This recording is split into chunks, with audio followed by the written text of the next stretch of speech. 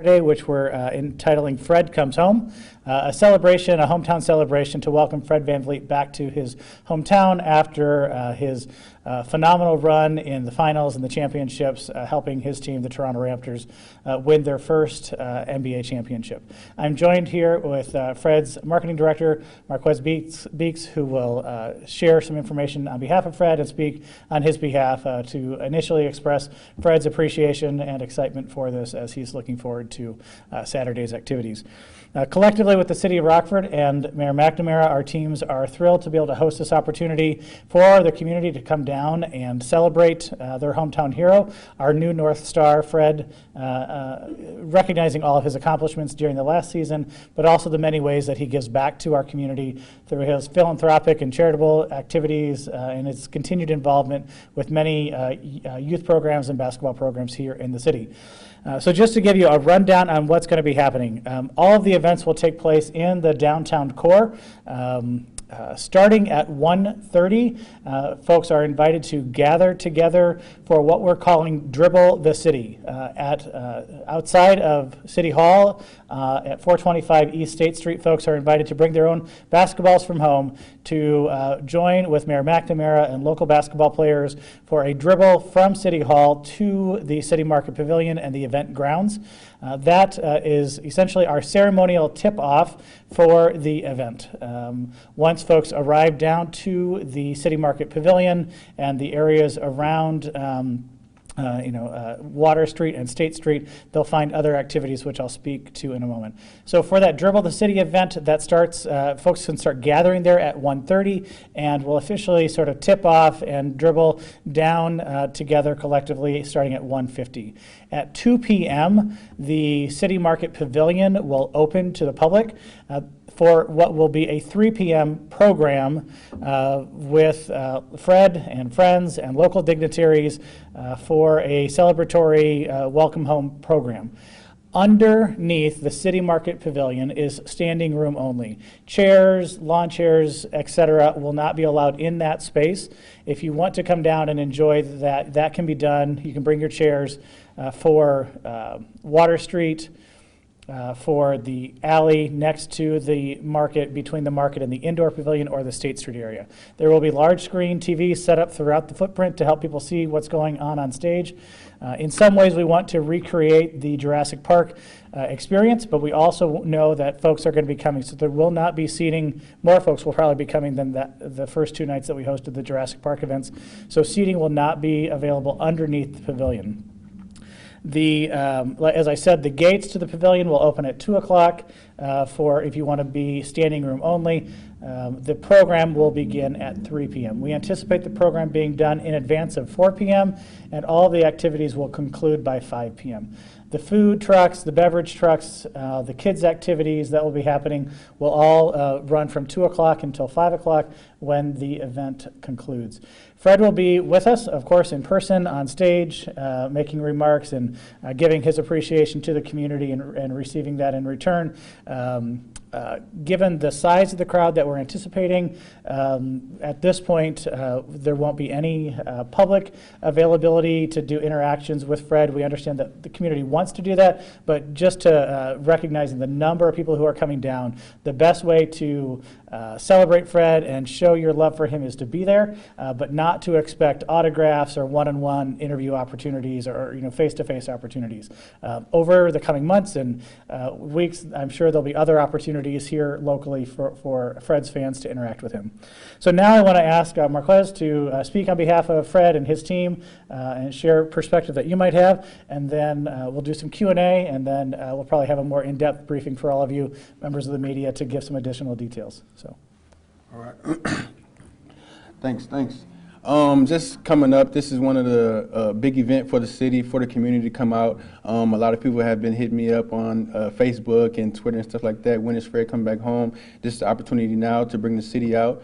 Our hometown hero, NBA Finals champ as well. He got 1 MVP vote as well too in the finals. So this is kind of a big deal. And just me and him just been talking over the last few days, and he's just been excited to come out and see all of the support as well too. So just coming from the marketing director standpoint, I think this is a big deal, and as though everyone in the city should be able to come out and have fun and enjoy the festivities for sure.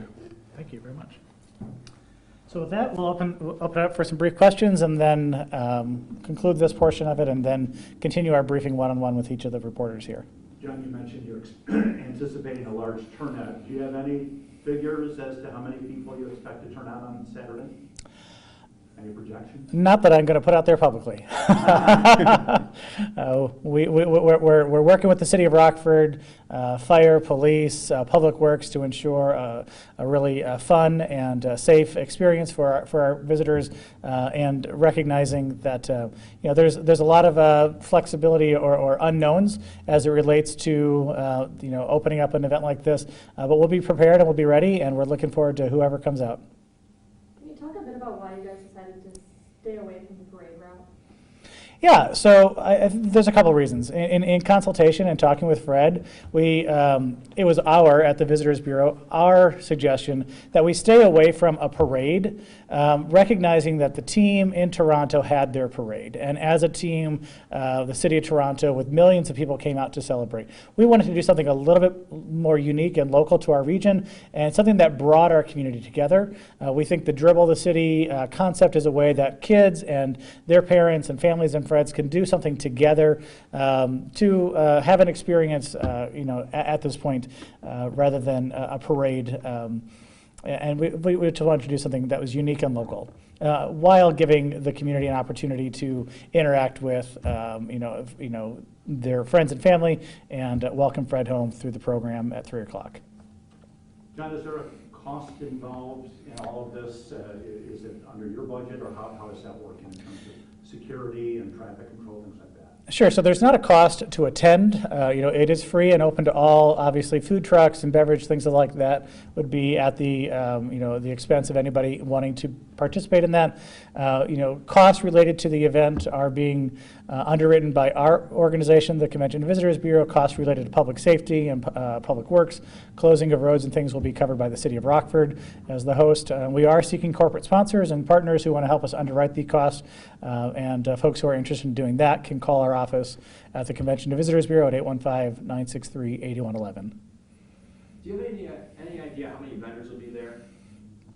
You mentioned there will be vendors lined across a few streets. Do we have any idea how many? I think we're looking at between 6 and 10 food vendors, beverage vendors. Why do you encourage people to come out Saturday? One, it's going to be a beautiful day, right? So it's a beautiful summer day downtown Rockford along the river. But really, we want to provide this opportunity for the community who came out and had a great time at the Jurassic Park events to now come full circle and welcome Fred home, to show him appreciation, show support, show their love for him, and welcome home a champion. We haven't had an NBA champion, anybody play from Rockford in the NBA, let alone win a championship so earlier in their career and in such a phenomenal way. So what a great opportunity for our kids to celebrate a local hero and for all of us to come together as a community. Mark, what does the community, clearly the evidence of community pride shown about this NBA championship that Fred was such a vital part of, what does it mean to Fred to have thousands of people from his hometown proud of him and coming out to support him? I think it's big, actually. Just having the stigma on Rockford as kind of a, violent city and stuff like that. When we had the watch party down at the City Pavilion, just for everyone to come out and have literally no issues at all, that was great. And a lot of people in one setting, and then just to come in and support him, I think that was big. And for him, it's a big deal, because that's one of the things that he always preaches and always talks about, is just the safety of the city and everything, and everyone comes out to have a good time. So it's big. Other questions? All right, so I'll reiterate that folks are welcome to come out for this free, open to all event on Saturday, the 29th in downtown Rockford. Dribble the City starts, you can start gathering outside of City Hall, 425 East State Street at 1:30. The tip-off and the dribble begins at 1:50. City Market Pavilion grounds open at 2 o'clock for folks who are wanting to line up. Coolers, pets, smoking, outside food and beverage, and chairs are not allowed inside the pavilion or anywhere on the footprint, with the exception of chairs are allowed outside of the pavilion for folks who are coming down for the program at 3 o'clock. With that, I'll let you know that additional information can be found on the Visitors Bureau's website, gorockford.com/FVV party. Additional information is there as well on Go Rockford's social media pages on Twitter, Instagram, and Facebook. We'll be posting information throughout the week leading up to Saturday for that. With that, we're looking forward to seeing everybody down and welcoming Fred back to his hometown, all of our town, the great city of Rockford. Thanks so much, everybody.